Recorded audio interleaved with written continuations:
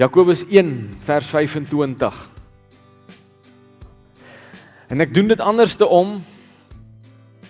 Nee, verkeerde ene, daar's een wat sê ongewilde gehoorsaamheid. Dus dis waaroor ons gaan praat vanoggend. Maar voordat ek albei wegtrek, wil ek vir julle hierdie teksgedeelte lees. Jakobus 1 vers 25. Julle kan dalk so langs blaai tot ons daar uitkom. Dit sê die volgende: Maar wie diep in die volmaakte wet van vryheid inkyk en daaraan hou, sal gelukkig wees in wat hy doen, omdat hy nie 'n vergeetachtige hoorder is nie, maar 'n doener. Die engel sê, but if you look carefully into the perfect law that sets you free, and if you do what it says and don't forget what you heard, then God will bless you for doing it. Sien, daar's 'n volmaakte wet, 'n perfekte wet voor my en jou gehou, en ek weet die oomblik as ek en jy as Nuwe Testamentiese pentakolistiese, daai is 'n groot woord en julle kan my na die tyd reghelp as ek hom verkeerd gesê het. Maar as ek en jy die woord wet hoor, dan wil ons ore toeslaan. Want dis mos nou verby. Ons glo nie meer in die wet nie. Die wet het nie meer geen houvas op ons nie. Maar hoor wat sê hy? Die perfekte wet, die volmaakte wet van vryheid. Wat is die wet? Dis die wet wat Jesus Christus op jou hart kom skryf. Die volmaakte perfekte wet waarvan hy hier praat, is die Heilige Gees se stem in jou lewe wat met jou praat. Hy sê, as jy dit luister en nie vergeet nie en dit wel doen, dan sal God jou seën. Hy sal jou seën. Jy sal 'n gelukkige lewe hê. Die engel sê, and if you do what it says and don't forget what you heard, then God will bless you for doing it. Hy sal jou seën. Wil ek en jy op daai plek wees waar ons weet God ons seën? Wil jy op daai plek wees waar jy weet ek gaan 'n gelukkige lewe hê?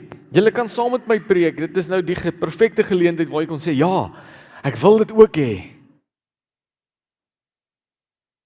Dan is daar 'n vereiste. Jesus Christus sê, ek het daai perfekte wet vir jou gegee. Doen dit net. En daar's 'n rede hoekom ek hierdie boodskap agterste voorom begin het. Want ek wil hê jy moet dit sien as 'n boodskap van hoop. Ek weet so baie keer kan pastore oorkom asof hulle raas en die sweep uithaal en beklei, en ek beloof vir julle, dis nie wat ek vanoggend wil doen nie. Daar's hoop aan die einde van hierdie boodskap. Dis eintlik wat ek vir julle wou sê. Daar gaan 'n seën wees. Maar ons moet ook gehoorsaam wees aan dit wat God van ons verwag. Kry jy hom uitgefigure? So. Alright. As hy bykom, kom hy by. As hy nie doen hy nie. Ons gaan aan. Amen. So ek wil vir julle 'n bietjie vertel. In die dae toe Petrus aan die gemeente in Klein-Asië skryf, was daar 'n magdom slawe gewees. En ek praat van soos regtig baie slawe. Geskiedkundige skrywers reken dat omtrent 40% van die Romeinse bevolking, of van die bevolking waarin die Romeine aan bewind was, 40% van hulle, amper helfte, was slawe gewees.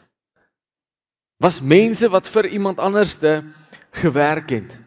Nou die wiskunde werk uit dat op daai stadium deur die Romeinse mag en waar hulle oral aan bewind was daar om en by 60 miljoen slawe. Maar sien, 'n slaaf in daai tyd was nie soos wat ek en jy dit nou verstaan nie. Ons het 'n verkeerde persepsie van wat 'n slaaf was as gevolg van die slawe in Amerika en al daai stories. En ons is nie vanoggend meer onder slawerny nie. Ons het daai mentaliteit gebreek, maar ek wil hê julle moet iets reg verstaan. 'n Slaaf in die dae van die Romeine was nie soos wat ons dit ken nie. Dit was nie altyd haaglike omstandighede nie. Hulle het nie altyd iewerste onder die huis in een of ander grot gebly en op gras geslaap en het baie keer nie eens 'n kombers gehad nie. Nee, slawe was in baie gevalle soos familie in die huis gewees. Hulle was geliefd gewees, hulle was gewaardeer gewees. Slawe in daai tyd was dokters in jou huis. Was onderwysers in jou huis. Was administrateurs, sekretaresse. Slawe in jou huis kon 'n musikant gewees het wat vir jou musiek gespeel het. Kon akteurs gewees het wat jou vermaak het. Onthou TV's, Spotify, Netflix, dit was nie daai tyd daar nie. Slawe het alles gedoen. Die Romeinse mag het eenvoudig net hierdie een ding geglo. Dat wat help dit jy is in beheer as jy nog steeds goed self moet doen. Hulle het geglo ons is in beheer, ons is die nasie wat mag het. So ek moet nie eers my eie kinders onderrig nie. Ek moet nie my eie huis skoon maak nie, ek moet nie kos maak nie. Ek moet myself nie eens vermaak nie. Ek hoef nie na 'n dokter toe te gaan nie, want as ek in beheer is, dan moet alles vir my gedoen word. En daarom het hulle 'n slaaf vir elke ding gehad. En dit is ook hoekom daar so baie slawe was in daai tyd. Nou sien 30 jaar na Jesus se dood, begin die disippels die goeie nuus, die evangelie, begin hulle neerskryf. En hulle begin briewe skryf aan gemeentes en aan plekke en aan mense, om die goeie nuus van Jesus Christus te verkondig. Nou alhoewel Christene vervolg was, alhoewel daar baie moeilikheid vir hulle gegee was, omdat hulle bymekaar gekom het dit nog steeds populêr geraak. Die boodskap het nog steeds versprei, en nog steeds het die goeie nuus van Jesus Christus die wêreld deurgegaan. Veral onder die slawe. En sien, hier ontstaan toe nou 'n probleem. Want sien, wat sou gebeur het in sekere gevalle is dat 'n slaaf sou tot bekering gekom het. 'n Slaaf sou die goeie nuus gehoor het en hy sou sy hart en lewe vir Jesus Christus gegee het, en dan het hulle iets begin wat ons vandag verstaan as selgroepe. Hulle sou 'n huiskerk begin het. Die slaaf sou gesê het, ek het die goeie boodskap gehoor en ek wil dit verkondig aan my medeslawe, aan die medemense wat saam met my werk. En dan sou hulle binne in die eienaar se huis, en daar waar hulle nou bly, want hulle het tog tot 'n mate toe vryheid gehad. Hulle kon nog steeds doen, dit was nie altyd haaglike omstandighede nie. Het hulle 'n huiskerk begin. En hulle het die woord van God daar verkondig. En die kerk het dan nou gegroei en meer geword. En dan nou waar die regte konflik sou ontstaan het, is iewers sou die eienaar ook tot bekering gekom het. En dan sou hy ingeval het by die kerk, waar die slaaf dan nou die pastoor is. En die konflik kom in, want nou is die rol omgeruil. Nou sê die slaaf vir die eienaar, hy vertel hom die goeie nuus, en hy kry briewe van mense soos Petrus en Paulus en al hierdie mense af, wat nou nog vir hom instruksies gee, vir hoe om te leef, en hy kondig dit dan nou aan die eienaar. En skielik is daar 'n magsomswaai. Want as hulle nou werk, en dis deur die dag en deur die week, dan is die eienaar baas en die slaaf is die slaaf. En dan kom tyd vir huiskerk, dan ruil die rolle om. Kan julle sien die moeilikheid? Ja, ek dink dit is hoekom hulle sê, jy nie besigheid doen met familie nie. Dis vir daai tipe ding, want nou weet niemand meer eintlik wie skuld vir wie, en wie se beheer van wie nie, en jou ouers sê, ja, maar ek het vir 18 jaar van jou lewe het ek vir jou gesorg, en jou groot gemaak in 'n bord kos, en nou wat nou? Dis daai selfde rede. En die konflik sou inkom vir die kere wanneer die slaaf wel verkeerd hanteer was. Vir die keer wat die slaaf gevoel het, dat my eienaar is nou besig om verkeerd op te tree. Hy's nou besig om my in te doen, want ek het nou vir hom die goeie nuus verkondig. Ek het nou vir hom vertel wat Jesus Christus van hom verwag. Ek het vir hom gesê wat oom Paulus en oom Johannes en oom Petrus vir ons geskryf het, oor hoe ons moet leef, en nou hanteer hy my so. Nee, ek gaan nou 'n staan maak. Ek gaan nou vir hom sê, hy's besig om verkeerd te wees. Ek gaan nou teen hom opstaan. Ek gaan nou teen hierdie gedrag rebelleer. En dit klink regverdig. Dit klink tog asof die slaaf vir die baas moet sê, maar hey, jy's besig om verkeerd te wees, en ek verdien nie om so gehanteer te word nie, en ek dink jy moet dit regmaak. En dan sien ons dat Petrus eintlik kom en hy skryf vir hulle 'n brief, want daar kom seker nou al hoe meer en meer stories uit.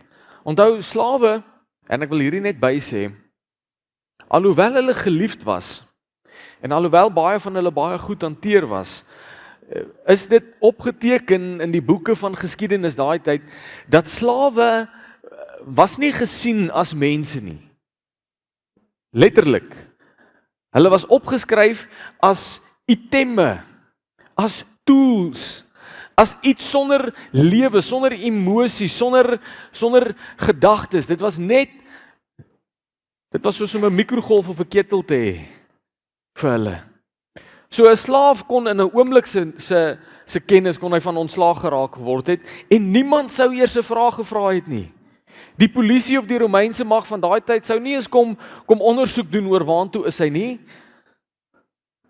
Want dit is slawe het nie regte gehad nie. Dit is maar eenvoudig so. So Petrus kom al hoe meer agter dat die slawe hou nie. Want hulle begin opstaan teen hulle eienaars, want hierdie magsverskywing vind nou plaas. Hulle voel nou hulle het die reg om dit te doen. Ons gaan nou saam kerk en nou kan ek. So hoor wat sê hy vir hulle. Hy skryf nou aan die slawe 1 Petrus 2 vers 18 tot 20. Julle kan maar die slides los, ons is okay. Moenie stres nie. 1 Petrus 2 vers 18 tot 20 sê die volgende. Huisbediendes, of dan nou slawe, wees met groot ontzag aan julle werkgewers onderdanig. Nie net aan die goeies en die vriendelikes nie, maar ook aan die onredelikes. Dit is immers genade as iemand, omdat hy met God rekening hou, onregverdig lyding verduur.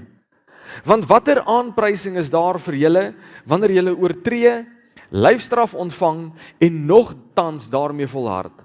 Maar as julle volhard, terwyl julle goed doen, en dan tog ly, is dit genade by God. Kom ek lees vir julle die Engels ook, die Engels verduidelik dit net so bietjie mooier. 1 Peter 2 verse 18 to 20. You who are slaves must submit to your masters with all respect. Do what they tell you, not only if they are kind and reasonable, but even if they are cruel. For God is pleased when conscious of His will, you patiently endure unjust treatment. Of course, you get no credit for being patient if you are beaten for doing wrong. But if you suffer for doing good and endure it patiently, God is pleased with you. Sien, daar is iets hierin vanoggend vir my en vir jou wat ek en jy ook kan ontvang. Hier is iets hierin wat ek en jy kan huis toe vat en sê, maar dit is vir my ook. En ek wil hierdie, al gaan jy huis toe met net hierdie een sin. Al sny jy uit vir die res van die diens, ek wil nie vir jou sê dis okay nie, maar dis amper daar, jy gaan daarom iets hê. Petrus skryf nie vir mense wat wen nie. Hy skryf nie vir iemand wat bo uitgekom het nie, hy skryf vir mense wat reg gedoen het en nog steeds verloor. Ken jy so 'n situasie? Ek het alles reg gedoen. Ek het my beste gegee. Ek het van my kant af seker gemaak dat ek my heel beste gee en nog steeds word ek te nagekom. En nog steeds word ek ingedoen. En nog steeds word ek vervolg. Petrus skryf nie vir mense wat bo aan die rangorde is nie. Hy skryf vir mense wat alles reg gedoen het en nog steeds verloor hulle, nog steeds word hulle ingedoen, nog steeds word hulle vervolg. Sien, ons is dalk nie slawe nie en van ons het dalk nie iemand bo ons aangestel nie. Maar ek wil vanoggend vir jou sê, maak nie saak waar jy jouself in die status rangorde vind nie. Daar is altyd iemand bo jou aangestel. Ouers is onder hulle kinders. Nee, andersom. Sien Julle het hom amper gemis. 'n Kind is onderdanig aan sy ouer. 'n Ouer is onderdanig aan 'n werkgewer. 'n Werkgewer is onderdanig aan die regering en so aan en so aan en so aan. Daar gaan altyd iemand bo jou wees wat jou gaan wil indoen. Wat jou gaan wil seermaak, wat jou wil gaan te nakom. En sien, as ek en jy geseënd wil wees, dan moet ons reg optree in daai situasies. Want sien, wat soms gebeur in sulke situasies is dat ons voel die mense wat bo ons aangestel is, doen ons in. Ek weet, toe ek 'n kind in die huis was dit vir my die ergste ding gewees as my ouers vir my gesê het, bring jou foon en gaan sit in jou kamer. Dan het ek gevoel, ek het die mees onregverdigste, onredelikste ouers onder die son. En ek het gevoel, hulle doen my in. En ek het ook al vir 'n baas gewerk. Ek het ook al gedink, nee, maar Jesus, ek dink ek verdien 'n beter verhoging as hierdie. Ek het ook gevoel ek word ingedoen. En weet jy wat? Ek verdien ook 'n salaris waarop ek belasting betaal. En voel ek word bietjie ingedoen. Daar gaan altyd 'n mate wees waar ek voel dat die mense bo my doen my in. Hulle kyk nie mooi na my nie. En ek voel dat ek moet opstaan en ek moet beklei vir wat reg is. Ek moet opstaan en vir hulle sê hulle is besig om verkeerd te wees. Wie van julle hou van rugby? Kom nou, moet nou nie skaam wees nie. Ek kyk net as die Springbokke speel. Verder weet ek nie wat aangaan nie. Ek weet nie of bestaan die Cheetahs nog. Ek weet nie. Ek het op 'n stadium gehoor, ek weet nie, hulle speel nie meer nie. Maar jy al gesien as 'n skeieregter, die referee 'n verkeerde call maak, of althans nou volgens julle 'n verkeerde call maak, of volgens die span 'n verkeerde call maak. Jy al gesien hoe kan iemand reageer? Man, hulle raak omgekrap en kwaad. Hulle staan op en hulle wil in die referee se gesig gaan staan en vir hom sê, jy's besig om verkeerd te wees, jy's besig om aan te jaag. En dan raak die hele span kwaad. En wat gebeur? Wat baat hulle daarbey? 'n rooi of 'n geel kaart. En as jy nou mooi gaan kyk, en ek weet jy gaan weer mooi moet gaan kyk, want op daai stadium was jy net so kwaad en jy het nie lekker opgelet nie. Maar gaan kyk bietjie mooi. Hoeveel keer het die span wat kwaad geword het en dit verloor het en in die ref se gesig gaan staan het en in die ander span se gesig gaan staan het, hoeveel keer het hulle die wedstryd gewen? Min kere. Want hier's wat gebeur. Die oomblik as ek ingee vir hierdie emosies aan die binnekant, die oomblik as ek besluit, nou gaan ek opstaan en ek gaan stry met die magte wat bo my aangestel is, met die autoriteite bo my, met dit wat God bo my gesit het, die oomblik as ek gaan opstaan en ek gaan ingee vir hierdie emosies, dan verloor ek my visie. Ek verloor my fokus. Ek verloor hoekom God my hier op hierdie aarde gesit het. Hy het my nie in hierdie rugby wedstryd gesit om met die ref te stry nie. Dis nie my posisie gewees nie. My posisie is dalk om te skram of om die bal te vat en te hardloop. En as ek nog verder praat, gaan ek my onkunde weggee. Wanneer ek stry, en ek raak kwaad, dan verloor ek hoekom ek eintlik hier is. Ek verloor my eintlike doel. En dis presies wat met die slawe gebeur het. Hulle het vergeet dat God het hulle in daai situasie gesit vir 'n rede. Hulle het vergeet dat God het hulle onder daai persoon gesit vir 'n rede. En hulle was so selfbehep met die feit dat hulle ingedoen was, dat op die ou einde het hulle net hulle self ingedoen.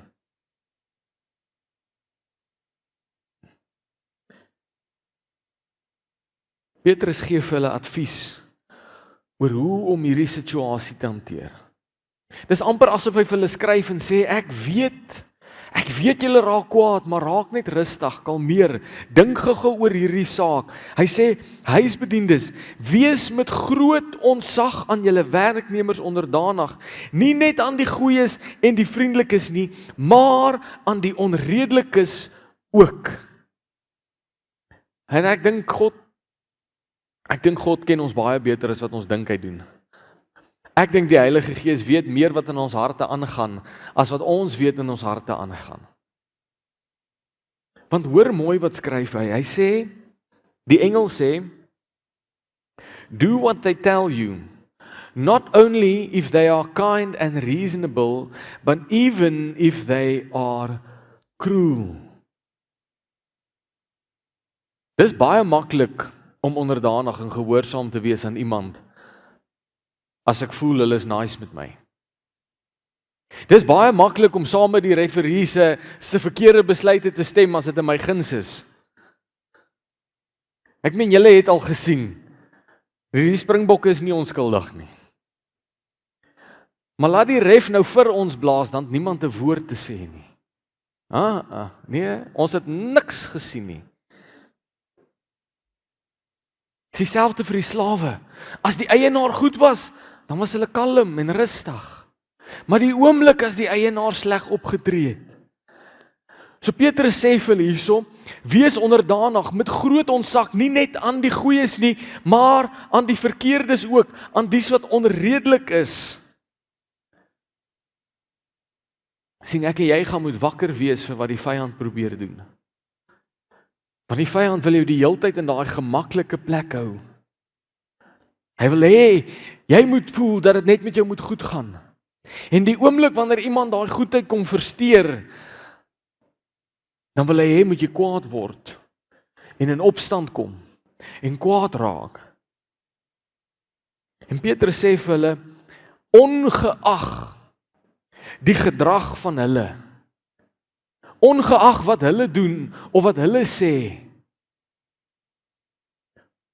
weet julle dat ons gebruik ander mense se optrede om ons eie swak gedrag te regverdig? Maar hulle het begin. Maar nee, niemand sal so van my praat nie. Ek sal vir hulle wys. Ja, julle lag want julle ken daai ene. Niemand vat my geld by my nie. Niemand doen my in nie.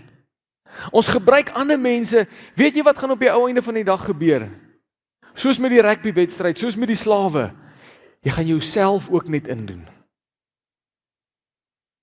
Ek weet nie van julle wiskunde nie, maar 2 verkeerde goed het nog nooit reg gemaak nie. 2 wrongs don't make a right. Dis eenvoudig hoe dit werk.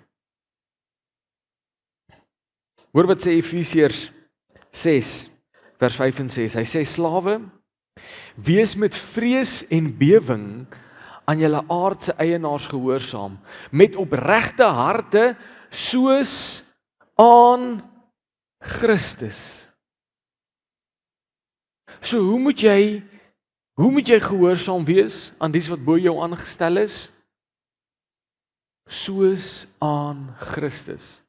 Hy sê nie met lippediens om mense se guns te wen nie, maar as slawe van Christus wat die wil van God van harte doen. Ons is net gehoorsaam wanneer ek iets daar gaan uitkry. Wanneer ek weet dit met my goed gaan, wanneer my lippediens vir my guns by mense gaan wen. Maar dis nie wat God van ons wil hê nie. Sien, ons sit in so baie moeilike omstandighede. Ek kan nie verstaan, Here, maar hoekom red U my nie uit my werk uit nie? Here, hoekom help U my nie? Hoekom moet ek vasgevang word in hierdie omstandighede? En God wil nie noodwendig die omstandighede verander nie. Hy wil jou verander. Hy wil jou houding teenoor die omstandighede verander. Ons wil bid en vra en ekskuus, ek bedoel regtig nie om op tone te trap nie. Ons buig voor die Here en ons vra, Here, haal my uit hierdie situasie uit. Here, verander my omstandighede. Here, gee vir my 'n ander werk. Maar dis nie sy plan nie. Sy plan is om die beste in jou uit te bring binne in daai omstandighede. Sy plan is om jou bo daai situasie te verhef en jou 'n beter mens te maak. Want God sê ja, is reg, ek kan jou uithaal daar. Dis fyn, jy sal 'n ander werk hê, maar ek wil hê dit moet met jou goed gaan. En wanneer gaan dit met jou goed? Wat het ons nou gelees in Jakobus? Dit gaan met jou goed wanneer jy hoor en gehoorsaam is. Wanneer jy doen wat die woord sê. En die woord sê vanoggend, wees met groot ontzag gehoorsaam.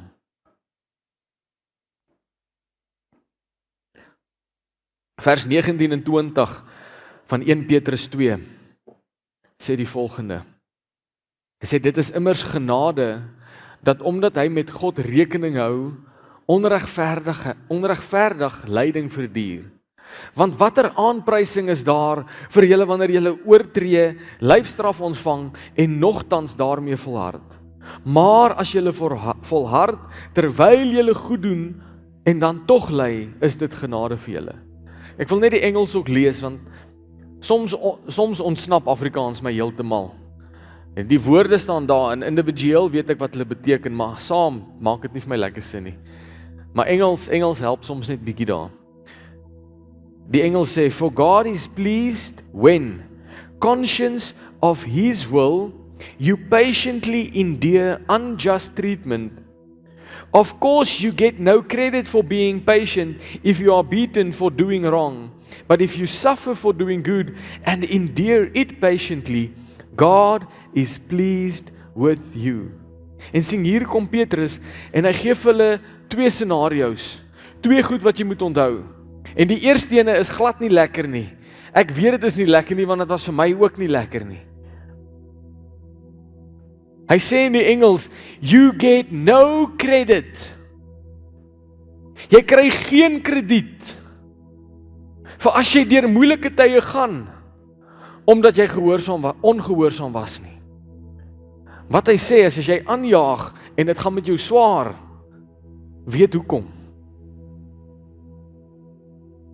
As jy dit geduldig verduur, is daar nie vir jou krediet nie, want jy weet jy het aangejaag. Jy weet jy was skuldig. Jy weet dit wat jou kant toe kom, is eintlik nou maar jou verdiende loon. Hy sê, maar hierin lê die blessing. Hierin lê die seën. As jy geduldig dit verduur, wanneer jy niks verkeerd gedoen het nie. Wanneer jy die aanvalle en die lyfstraf verduur en jy het niks verkeerd gedoen nie, dan behaag jy God. Dan stel jy hom tevrede en dan sal dit met jou goed gaan. Indirek sê Petrus, as jy verkeerd is jy verkeerd. Weet dit. As jy nie verkeerd is nie, en jy het steeds geduld, wanneer jy pak slaag kry, dan is daar vir jou 'n beloning. Sien, daar is genade by God vir jou. Die engel sê, God is pleased with you. Nou is ons terug waar ons begin het, vanoggend, by die einde, en ek wil afsluit. Jakobus 1 vers 25. Sien, daar is 'n beloning daarin. Daar is 'n reward wanneer ek God tevrede stel. Daar's 'n beloning when I please God. Hoor wat sê die vers weer. Dit sê, maar wie diep in die volmaakte wet van vryheid inkyk en daaraan hou, sal gelukkig wees in wat hy doen, omdat hy nie 'n vergeetagtige hoorder is nie, maar 'n doener. Die engel sê, but if you look carefully into the perfect law that sets you free. Met ander woorde, as jy met geduld die verdrukking en die vervolging verduur, wat onregverdig jou kant toe kom, as jy met geduld daardeur gaan, and if you do what it says, and don't forget what you heard, then God will bless you for doing it. Die fout wat ek en jy maak, is ons dink ons moet beklei vir al die goeie goed in die lewe. Ek moet beklei om bo uit te kom. Ek moet beklei dat dit met my goed gaan. Ek moet beklei en ek moet 'n worstelstryd hê en ek moet die heeltyd veg net sodat ek bo kan uitkom. Ek moet beklei sodat mense kan sien ek is goed. Ek moet kan beklei sodat mense kan sien ek is waardig om goed gehanteer te word. Maar dis nie wat God van ons verwag nie. God verwag dat jy met geduld dit verduur. Want dan is jy gehoorsaam aan hom en dan sal hy jou seën. Ek wil bysê vanoggend, ons is op die ou einde onderdanig net aan God. En wanneer hierdie magte bo jou forceer om sonde te doen, dan moet jy 'n staan maak. Wanneer hulle jou forceer om teen die wet en teen die wil van God op te tree, dan moet jy opstaan en beklei vir wat reg is. Maar as jy net onregverdig behandel word, en ek weet dit is nie lekker om dit te hoor nie, maar dan sê God, moet jy dit in geduld verduur, want hy sal jou seën daarvoor. Kom ek probeer dit vir julle 'n realiteit maak.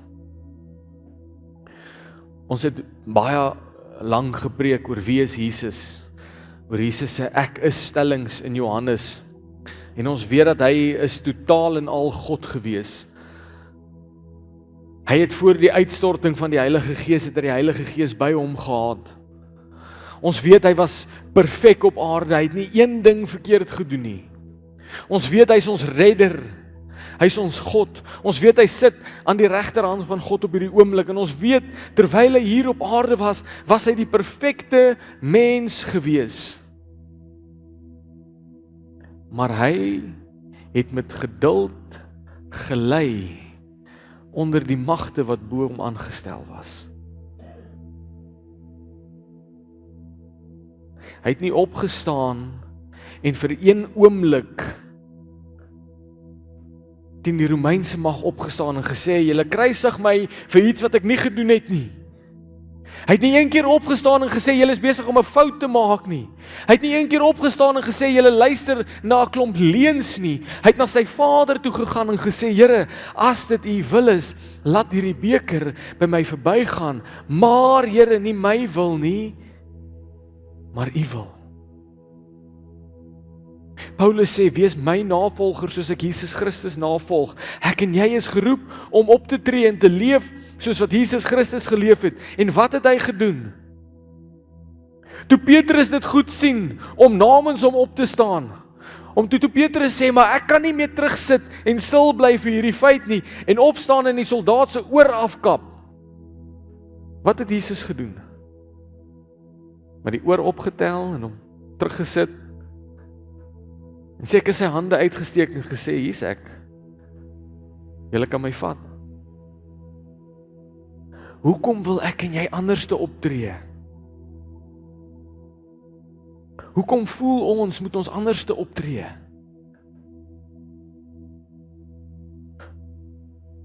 Ons wonder, hoekom ons die beloning van God mis.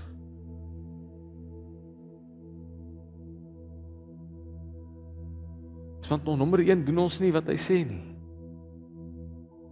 Ons leef nie soos wat hy wil hê ons moet leef nie. Amen.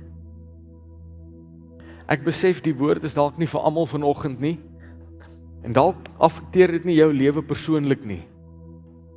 Dalk sit jy hier vanoggend en voel maar,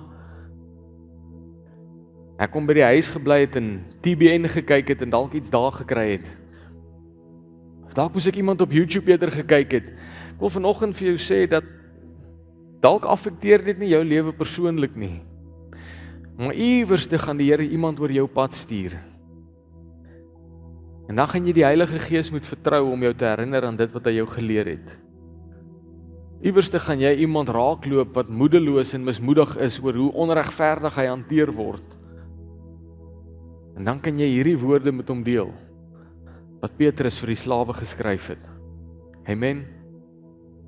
Kom ons sit net so, dan bid ons saam.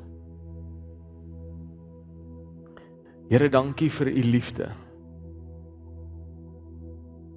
Here, ons weet ons